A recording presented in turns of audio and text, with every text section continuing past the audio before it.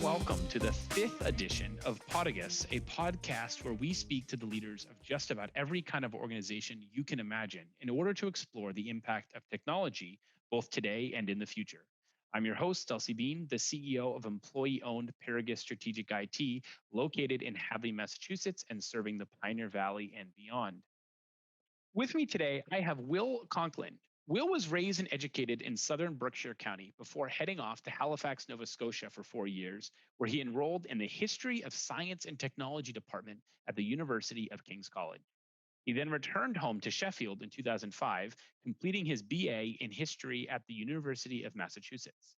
From 2006 to 2009, Will led 5 summer programs from Landmark Volunteers, working with 12 to 13 youth on community service projects. These projects included working at a no-kill animal shelter, archiving historic artifacts on Swan Island in Maine, and working on progressive cattle ranch in Colorado, as well as forestry service work in Sawtooth Mountains of Idaho.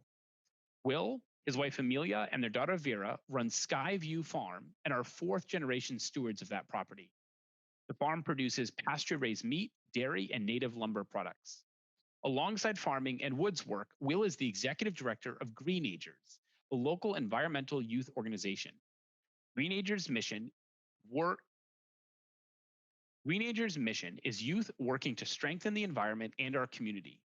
Greenagers, collaborating with other community organizations, has pioneered a vibrant youth employment program in the greater Berkshire region, as well as furthering youth volunteering, service learning, and climate change education in the region. Greenagers is the owner and steward of the 100-acre historic homestead April Hill Conservation and Education Center in South Egremont, Massachusetts. Welcome, Will, and thank you so much for joining us today. Well, it's great to be here. Thanks for having me. So to get things started, I'm hoping you can give our listeners just a little bit of context. When it comes to technology, how technology savvy would you describe yourself to be? I would describe myself to be moderately technology savvy. I know my way around a spreadsheet and an iPhone, and I'd say that about, that gives a good sense. And is your education or experience with technology mostly self-taught? Is it formal? Kind of where did you get your skills? I guess a little bit in college, but doing a liberal arts degree, there wasn't too much focus on getting into the nitty gritty. And so I would say it's mostly self-taught. As you mentioned, a lot of my college work was in the history of science and technology. So when you say technology, I start thinking not just in terms of computers, but also in terms of tools and machines and things of that nature. So I guess with a broader perspective, I have a little more experience and familiarity with technology. And that's great. And I'm glad you brought up that point, because when we talk about technology, I do want to think about the broader sense of technology, tools, automation, beyond just the gadgets and the apps and the iPhones. Yeah. So Greenagers has been around since 2007, and it's been its own organization since 2013. Now, I know the primary purpose of this program is to teach youth the benefits of working with their hands in service of others. But I'm curious, how has technology played a role in this program over the past 5 or 10 years? Sure. Yeah. It's well, I guess I'll work backwards from present times. Like everybody else, we had to make some drastic shifts during COVID towards digital platforms, virtual learning, engaging both our youth constituents, but also our community constituents through technology in the form of virtual programming and online programming. And in the field, a lot of the initial work we do is through very basic hand tools and things of that nature. But there's great ways that technology interface with our work. We do some advanced rigging with stonework and woods work. We've even had we do things like mechanical advantages with pulleys. And we also, in getting more to the computer side of things, we like to document our work, and a lot of that is through the lens of our phones or the students' phones. We typically discourage the use of cell phones at work, except when it comes to helping document the experience. And that is a useful tool in that sense, to share with the world what the kids are doing, because they do amazing work out in the field. And so you're somebody who has the benefit of being the executive director of Greenagers and then also running a farm with your family. As you think about kind of from both of those perspectives and you look towards the future, what do you think the impact of technology is going to be going forward? You know, you'd like to hope that it can make uh, the ultimate goal is always to hopefully make life easier and not and less complicated. Uh, I think help applications, computer applications that help farmers find their markets, that help farmers streamline their production cycles. Every farmer worth their salt that I know has become deeply familiar with spreadsheets as an incredibly useful tool. But also some of the online shopping and money exchange platforms have become extremely helpful to, you know, pretty much anyone selling their wares, but farmers are certainly taking advantage of that as well on a sales perspective. And then information sharing in terms of best practices. Obviously, that's made easier with internet connections and the availability of resources on university websites and things of that nature. I would say. Um, and then, if we're going to figure out how to combat the effects of climate change, technology is going to have to play a major role in that, whether that's through innovative uses of water and water conservation, whether that's through energy capture and energy production. All of that is going to be heavily reliant on technology. And have you started to see some of those technologies emerge, some of the things that could have an impact? Sure. I mean, we're looking at a project right now at Greenagers with our high tunnel greenhouse, where we want to use a highly efficient wood gasification furnace to power hydronic heating, so hot water heating through the greenhouse, but not to heat the air, which is relatively inefficient, but to heat the soil, whether that's at the soil that the plants are coming out of, or the soil and planting benches to keep the root zones of seedlings hot. So that's one example where the technological advances in maintaining the heat of hot water, and then also the advances of utilizing the fuel, in this case wood, to a much higher efficiency.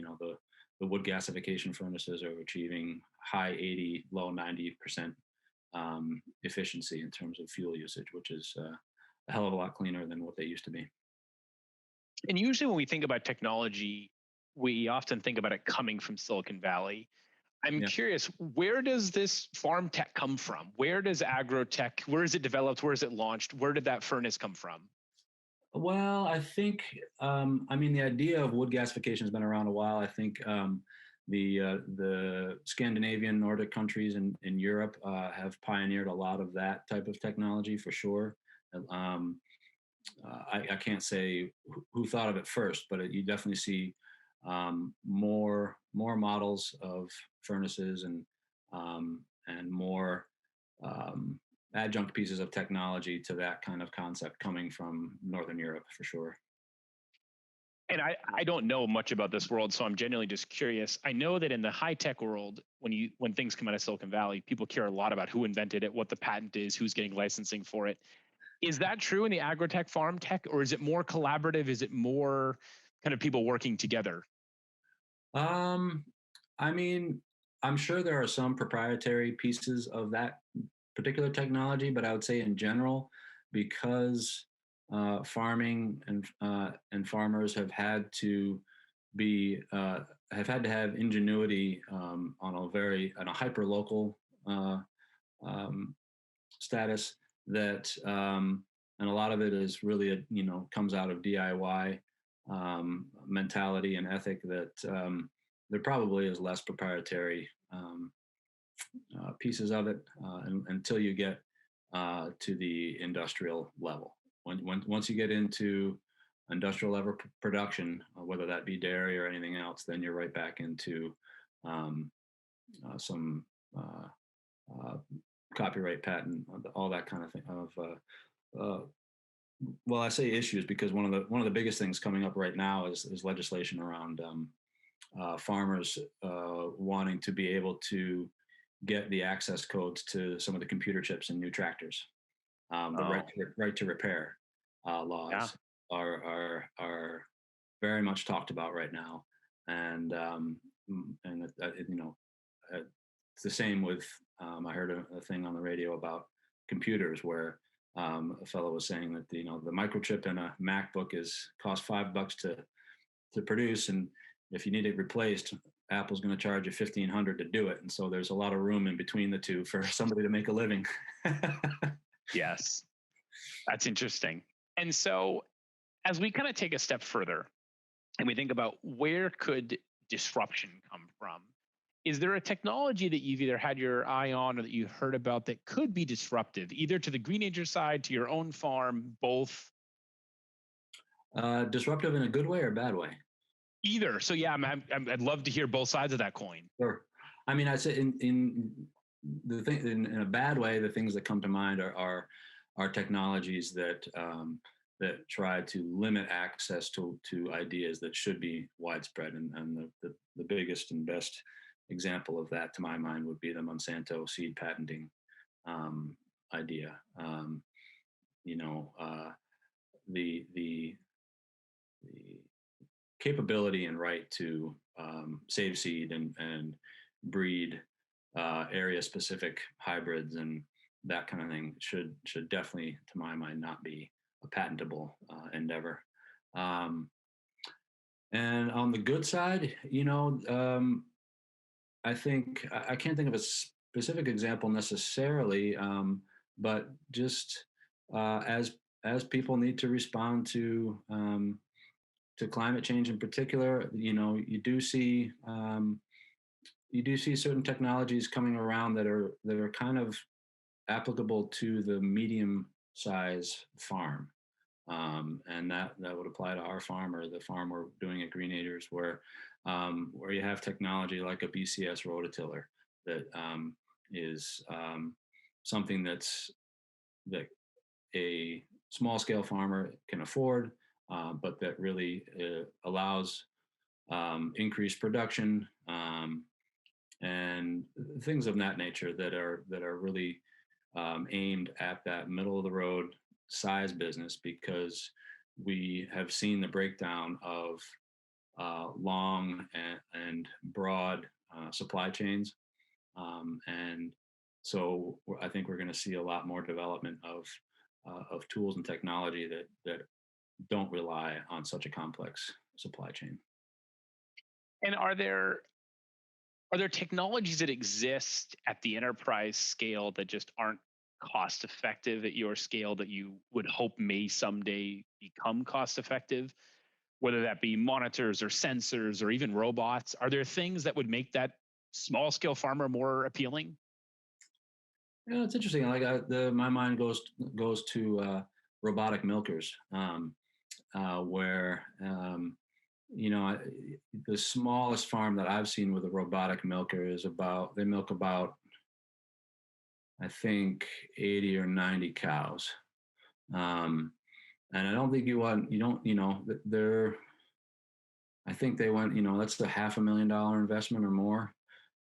So, getting any smaller than that probably wouldn't make sense. But if the technology became such that a smaller farm could do that, then it probably would be appealing to some. I think as you get smaller, you run into the overlap of what consumers want and what's achievable by a robot, or what farmers want to do. But if it was available, I'm sure some folks would certainly take advantage of it. And I think the same might go for mechanization or robotization in other enterprises. And what about data? Is there data that as a small farmer, if you don't have, that if you did have, would fundamentally change the way you farmed, sold, marketed? Hmm. Data. I mean,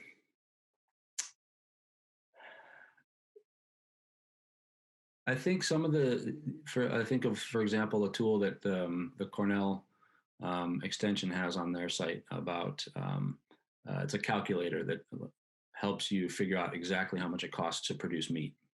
Um, and that's a great tool that's data driven. You know, you put in your inputs and what they cost, and it's going to help you really figure out, okay, what are your actual costs? Because it is, you know, there's a lot of fuzzy costs in farming, and the better you can drill into those and get to a degree of exactitude is really helpful. So that kind of thing certainly helps. This is not necessarily data driven, but it's getting back to a benefit of globalization. For example, I was just breeding cows the other day, and our breeder came, and he happened to have some semen for one of the cows from New Zealand Jersey genetics that have a longer history of grazing on grass, and therefore are able to thrive better on a grass-based diet than some of the more commercial Jersey cow genes here in the United States. And so the technological advances of semen collection, as well as cold storage distribution, are all playing, are all a factor into that, as well as just the data crunching of analyzing these herds and figuring out which cows are doing better, and all that is playing into it. Getting back to robotic milkers, any herd that is on a robotic milker is gonna, the cows have collars with chips in them, and that milker reads all the information of that cow, and it's collecting data every single milking from that cow. It's collecting its temperature, it's analyzing the milk coming out of that cow. So on that medium to large scale, there's just an incredible amount of data being stored and delivered to the farmer each and every day. And when I talk to the farmers that are utilizing that technology, it's extremely helpful in helping them be on the right side of that incredibly thin profit margin. And then what about the marketplace? Can you imagine a virtual farmers market, or some other way that a technology could change the way that a farm brings its products to a customer? Oh yeah, we've seen that in our area. Actually, a little north of here, another youth-oriented farming entity, Roots Rising, just did a pivot for COVID and collaborated with some other organizations during COVID, and created a virtual farmers market where folks could order their food and get it delivered from local farmers. And the farmers themselves didn't need to do the heavy lift of creating this platform. So yeah, that's happening. So moving on a little bit, when it comes to tech, what's your biggest fear? What's the thing that kind of keeps you up at night? That it will distract us from the soil, that it'll distract us from the land. That's the one of the most painful things to see as an individual, whether that's a young person or an older person, out in the field, glued to their phone, when there's a whole world of things happening around them that are infinitely more complex and beautiful. I like that answer a lot. Has Greenagers ever experienced a major cyber event or kind of IT security event? Nope, thankfully. Good. We'll try to keep it that way. And honestly, I think we'd be the last to notice. No, I think the closest it comes is, we got some notice from our payroll company saying, that they, along with a bunch of other payroll companies, had a pretty mild data breach or potential data breach, and that they were working on it. But no, we're somewhat insulated from that, which is nice. So you started talking about this earlier, but when we talk about technology, we often think of it as it makes the world better, it improves things. Are there instances that you've seen technology have a detrimental effect? Oh, sure. I mean, the technological advances, and I mean, we'll stick with farming. You look at the um, tractors and implements that are used in major industrial farming. That makes it possible to farm the thousands and thousands of acres in the Midwest, and slightly less acreage in the Northeast where we are, but there's still some really big farms out there, and it just lets you go faster. It sort of lets you progress in a production aspect faster than our brains and our ethical parts of our being can go, and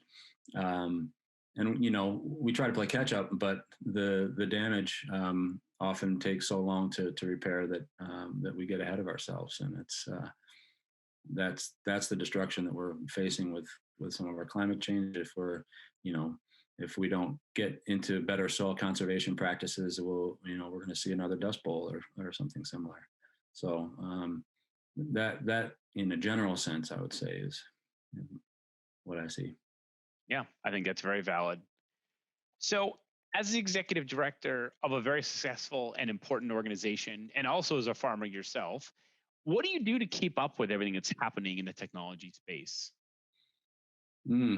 Well, since the organization I run serves youth, and there's young people around all the time, I rely on them to tell me what's coming down the road, and just try to keep up.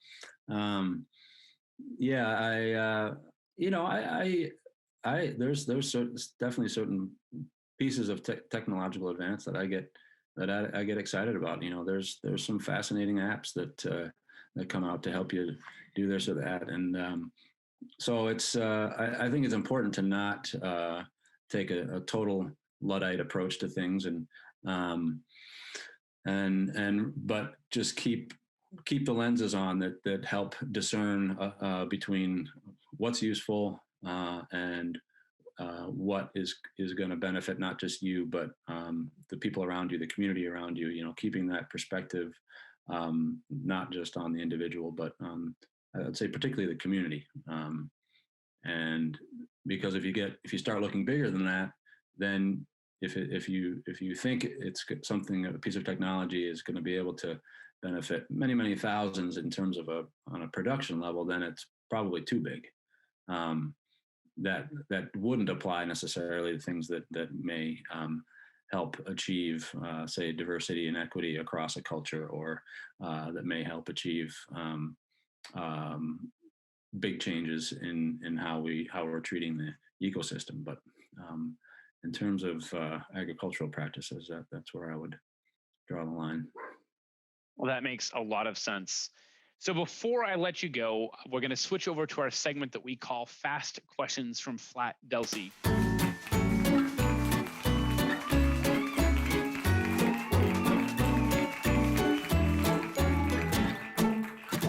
Thanks, Delcie, and good afternoon, Will. In just a moment, I'm going to read you a series of choices. Your job is to, as quickly as possible, just tell me which is your preference. You ready to go? Yep. Tacos or burritos? Burritos. Cats or dogs? Dogs. Netflix or cable? Netflix. Candy or popcorn? Popcorn. Coffee or tea? Coffee. Superman or Batman? Batman. Drums or bass? Bass. Phone call or text? Text. Vermont or New Hampshire? Vermont. All right, Will. Well, thank you so much for being our guest today. I've thoroughly enjoyed our conversation, and I know that our audience will as well. Likewise. Thanks, Delcie. I appreciate you having me on.